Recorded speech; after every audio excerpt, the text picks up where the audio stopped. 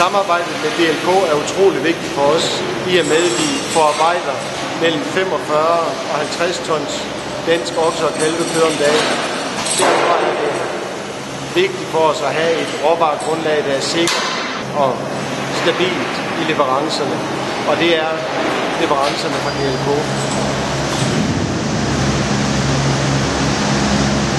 Den danske landmand er sådan set den vigtigste brik i spillet her, fordi vi forarbejder udelukkende danske råvarer, og der er DLK en vigtig spiller i leverancerne af dansk okse- og kalvekød. Og der er det jo vores opgave at kunne levere en ordentlig pris over til DLK, således at DLK er i stand til at levere en konkurrencedygtig afregning ud til landmanden. Vi er utrolig glade for det danske råvaregrundlag, vi har, hvor DLK er en vigtig spiller. Og der er det jo vigtigt for os at hele tiden levere en rigtig afregning til DLK, således at de er i stand til at afregne landmanden korrekt til den højest mulige pris.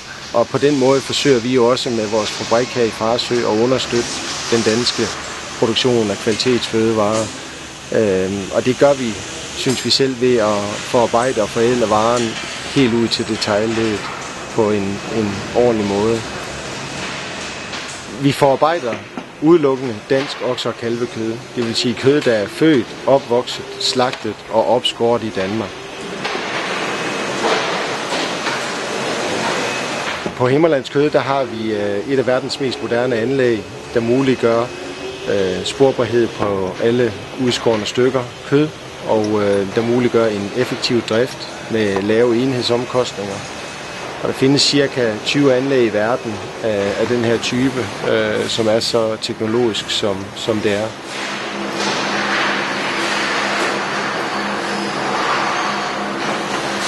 Derudover har vi en stor hakkelinje, som gør, at vi kan lave helt hakkekød til detail. Vi kan lave burger, vi kan lave bøffer. Derudover har vi portioneringsmaskiner, der kan portionere kødet i diverse bøffer eller faste vægtstørrelser. Og vi har detailpakkemaskiner, vi har maskiner, der kan pakke til catering-sektoren. Så vi har en bred vifte af udstyr, der gør, at vi kan levere til hele det danske fødevaremarked. For dem, der ikke ved det, så ligger Himmeriget i Farsø.